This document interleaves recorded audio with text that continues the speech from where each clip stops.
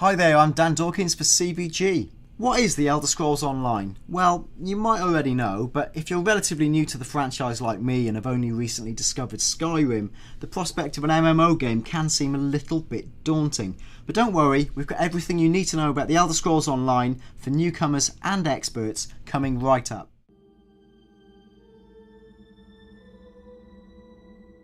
Number 1. The Elder Scrolls Online is a massively multiplayer online RPG set in the Elder Scrolls universe just like Skyrim, only set during an earlier time period.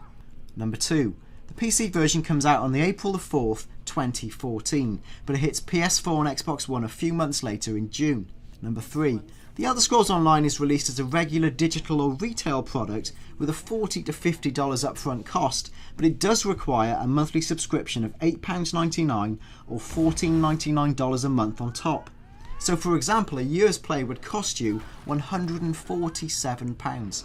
Number 4. If you own a PlayStation 4, you don't need PlayStation Plus to play Elder Scrolls Online, just the $8.99 monthly fee. But if you own an Xbox One, you do need the Gold subscription on top. Now in reality, everyone's probably paying for a PS Plus subscription anyway, but it is worth pointing out. Number 5. Why is there a monthly fee? Well, Bethesda don't want the game to include microtransactions and want to give everyone the same experience. The Elder Scrolls Online director Matt Ferror recently told Eurogamer, well, he said this.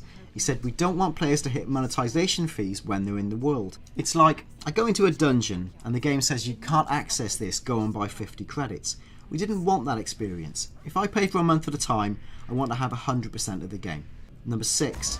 The Elder Scrolls Online is obviously online only, although there will be plenty of content for people who prefer to play alone. The game's obviously ideal for group play, however, so teams from let's say 5 to up to 100 players can tackle missions together, and some battles will feature up to 500 people.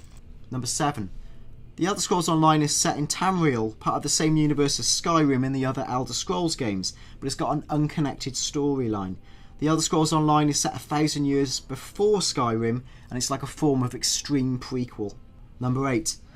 Tamriel is a vast continent, and its regions include Skyrim, Cyrodiil from Oblivion, and Vvardenfell from Morrowind, plus lots of others. Although many areas will be locked out when the game first begins, you will get to see places that you've never visited before in an Elder Scrolls game. Number 9.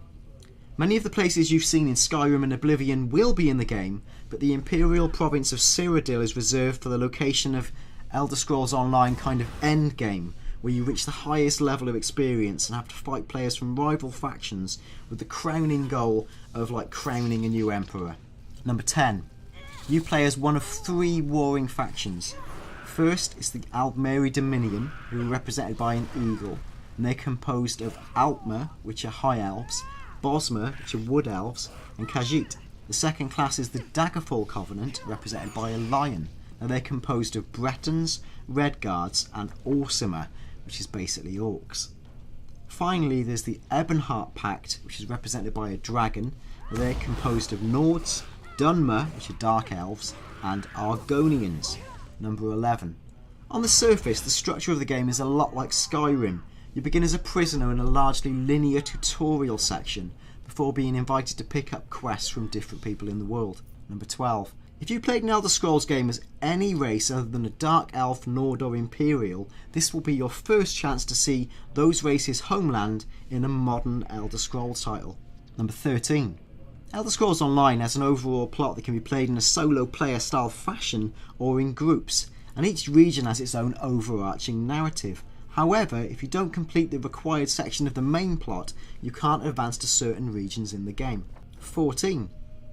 Elder Scrolls Online uses phasing, so players can be in the same location at the same time, but experience different versions of reality based on their plot progress and their experience.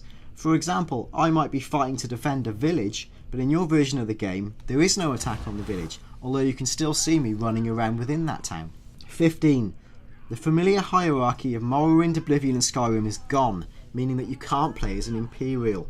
This is because Tamriel, and specifically the control of the Emperor, has gone. It's all been torn apart by the invasion of the Elder Scrolls Online's big bad demon prince, who's named Molag Bal. Okay, so that's it. If you enjoyed this video, please click the like button and subscribe via the subscribe button for more great Elder Scrolls videos as we get nearer to launch.